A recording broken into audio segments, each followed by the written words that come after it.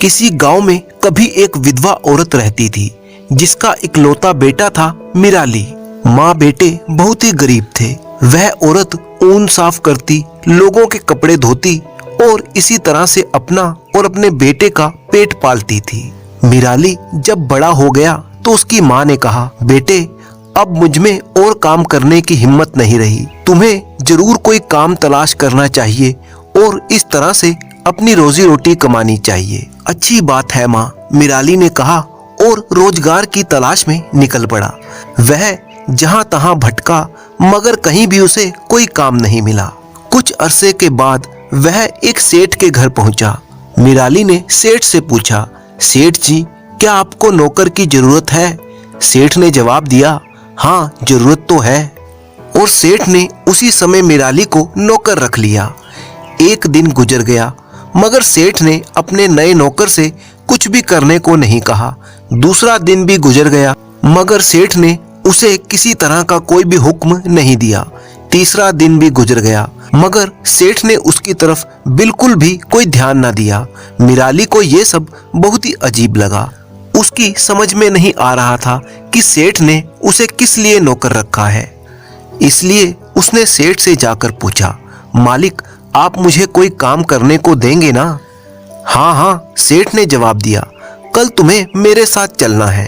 अगले दिन सेठ ने मिराली को एक मरे हुए बैल की खाल उतारने के लिए कहा और इसके बाद 4 बड़े बड़े बोरे लाने और सफर के लिए 2 ऊंट तैयार करने का हुक्म दिया।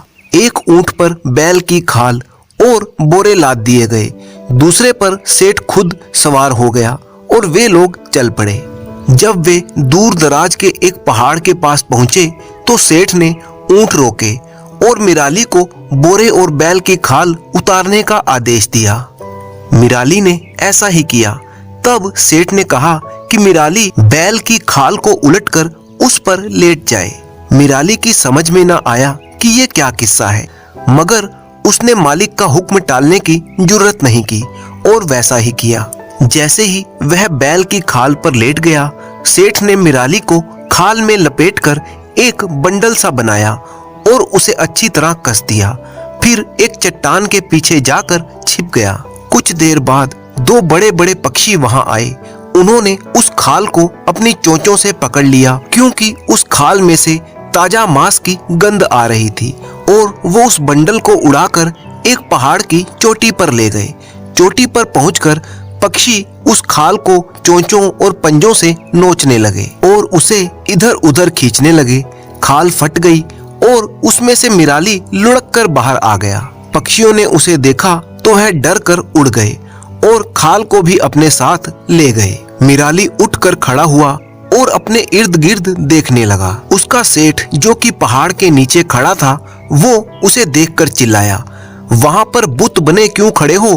तुम्हारे पैरों के आसपास जो रंगीन पत्थर पड़े हुए हैं उन्हें मेरे पास नीचे फेंक दो। मिराली ने अपने आसपास नजर डाली तो वहां पर सचमुच ही बहुत से हीरे इधर उधर बिखरे पड़े हुए थे।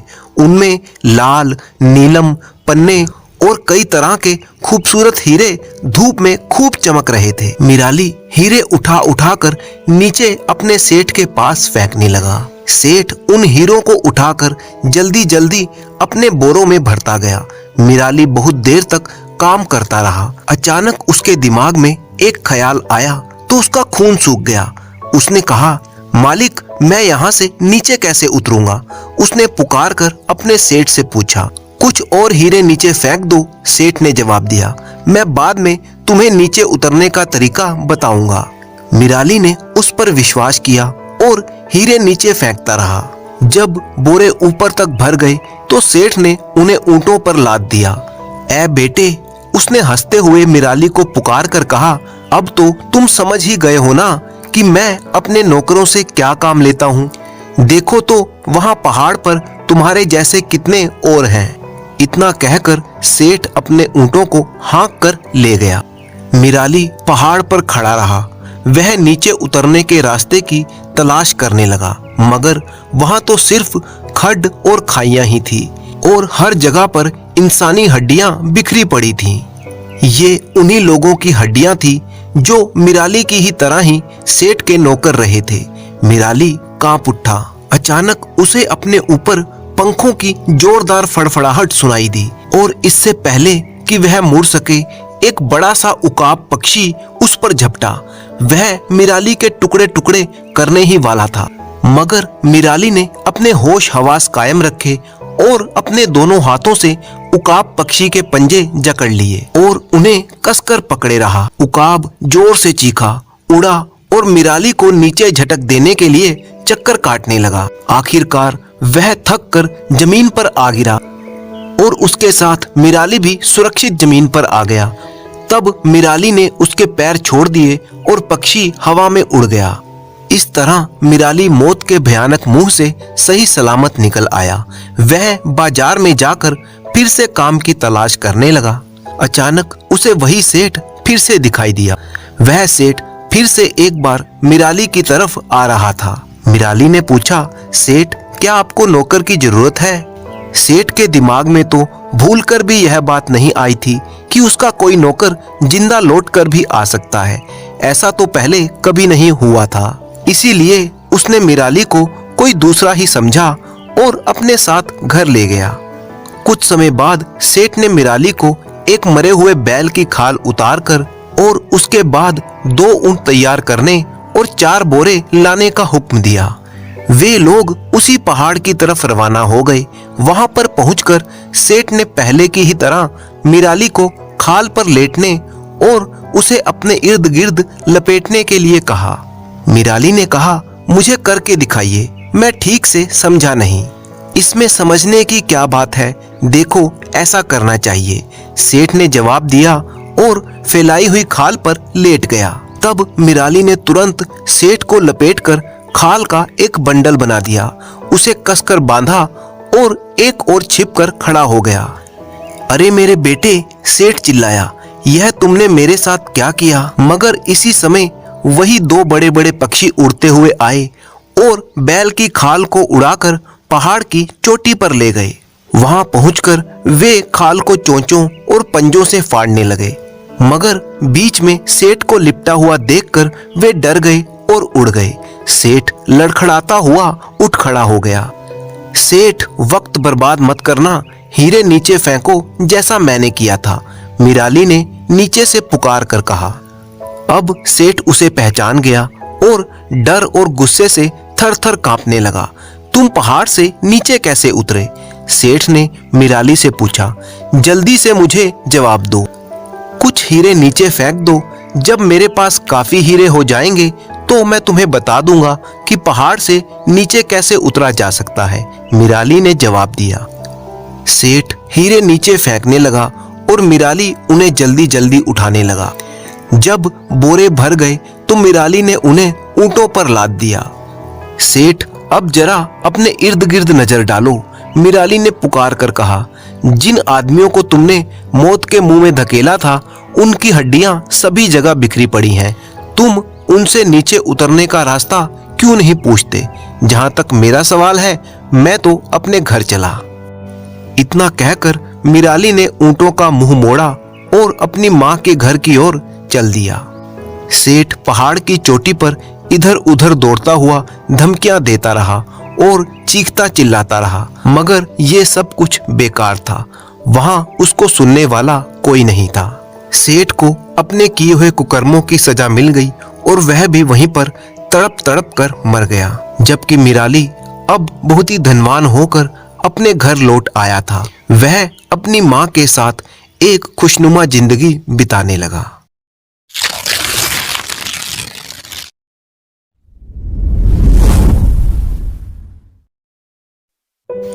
बहुत समय पहले की बात है। गंगावती नगर के महाराज शिकार को निकले। शिकार की तलाश में सुबह से शाम हो गई। तभी अचानक उनकी नजर एक हिरन पर पड़ी। महाराज ने घोड़े को ऐड़ लगाई और हिरन का पीछा करने लगे। कुछ ही देर में सूरज छिप गया और घना अंधेरा छाने लगा। हिरन पत्तों की आड़ में कहीं खो गया। महाराज ने आसपास देखा, उनके निकट कोई सैनिक न था। शिकार की धुन में वे स्वयं जंगल में अकेले ही निकल आए थे। महाराज को शीघ्र ही भूख प्यास सताने लगी। सर्दियों का मौसम था। कुछ ही दूरी पर आग जलती हुई दिखाई दी। एक औरत आग सेक रही थी। उसने महाराज को पहचाना नहीं और बोली, मुसाफिर हो क्या? भूखे प्यासे लगते हो। महाराज ने सिर हिलाकर हामी भरी। उस औरत का नाम नीलम्मा था। वह खाने के लिए थोड़ा सा भात और सब्जी ले आई। भोजन बहुत ही स्वादिष्ट था। खाने के बाद महाराज ने पूछा, तुम इस घने जंगल में अकेली रहती हो? नहीं, मेरे पति भी साथ रहते हैं। वह अभी बाजार गए हैं। नीलम्मा ने उत्तर दिया। वह दोनों लकड़ी का कोयला बेचकर गुजारा करते थे। उसी समय नीलम्मा का पति भी आ पहुंचा। उसने राजसी वेश पहचान लिया और महाराज को प्रणाम किया। तब नीलम्मा को पता चला कि जिसे वह मुसाफिर समझ रही थी वे तो महाराज हैं। महाराज ने उनकी सेवा से खुश होकर कई चंदन के वृक्ष उन्हें उपहार में दे दिए। तभी सैनिक भी महाराज की खोज में वहां पर आ पहुंचे और महाराज लौट गए। इस बात को कई वर्ष बीत गए थे। एक दिन महाराज पुनः शिकार खेलते खेलते चंदन वन में जा पहुंचे। तभी उन्हें नीलम्मा और उसके पति की याद आई। उन्होंने सोचा कि दोनों भली प्रकार से जीवन यापन कर रहे होंगे। अचानक उन्होंने देखा कि एक औरत लकड़ियों के टुकड़े चुन रही है। महाराज को देखते ही वह स्त्री उनके पैरों में गिर पड़ी। महाराज नीलम्मा की दीन दशा देखकर चौंक गए और पूछा, क्या तुम्हारा पति तुम्हें छोड़ गया है? नीलम्मा ने उत्तर दिया, नहीं महाराज, हम आज भी उसी तरह से प्रेम से रहते हैं और लकड़ी का कोयला बनाकर बेचते हैं। क्या? नीलम्मा की बात सुनकर महाराज ने माथा पीट लिया। असल में उन दोनों पति पत्नी ने सारे चंदन के पेड़ों की लकड़ी का कोयला बनाकर बेच दिया था। महाराज ने नीलम्मा के पति को लकड़ी का एक टुकड़ा देकर कहा, जरा इसे बाजार में बेच कर आओ। नीलम्मा का पति जब बाजार में गया तो उसने एक व्यापारी को चंदन की लकड़ी दिखाई। उसकी लकड़ी हाथों हाथ बिक गई। नीलम्मा के पति को बहुत सारे रुपए मिले। तब उसकी समझ में आया कि उसने कितनी बड़ी मूर्खता की है। उपहार में मिले हुए चंदन के पेड़ उनकी अज्ञानता के कारण नष्ट हो गए। मूर्ख व्यक्ति कीमती और मूल्यवान वस्तुओं को भी अपनी लापरवाही से दो कौड़ी का बना देता है।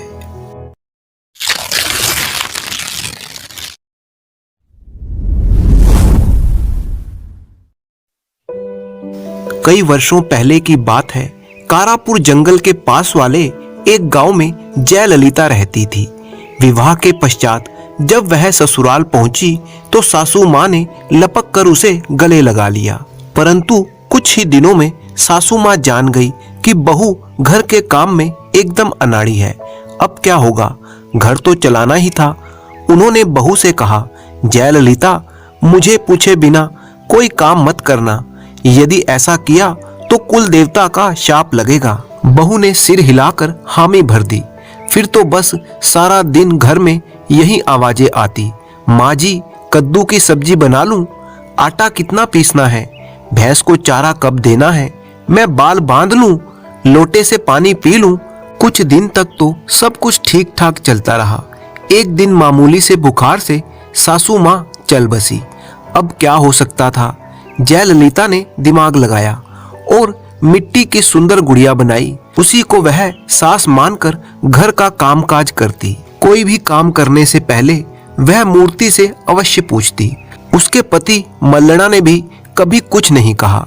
एक दिन जयललिता मूर्ति को अपने साथ बाजार लेकर गई।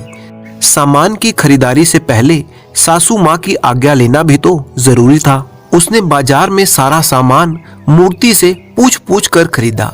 मल्लना भी उसके साथ ही था। वापसी पर बहुत ही अंधेरा हो गया। घने बादलों के छाने से हाथ को हाथ नहीं सूझता था। बरसात आने के पूरे आसार थे।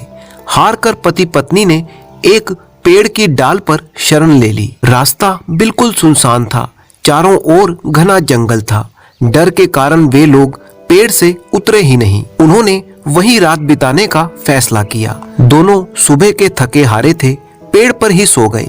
आधी रात के करीब जयललिता की आंख खुली। उसे याद आया कि उन दोनों ने तो कुछ खाया ही नहीं। अवश्य ही मल्लना को भी भूख लगी होगी। उसकी पोटली में 5 लड्डू रखे थे।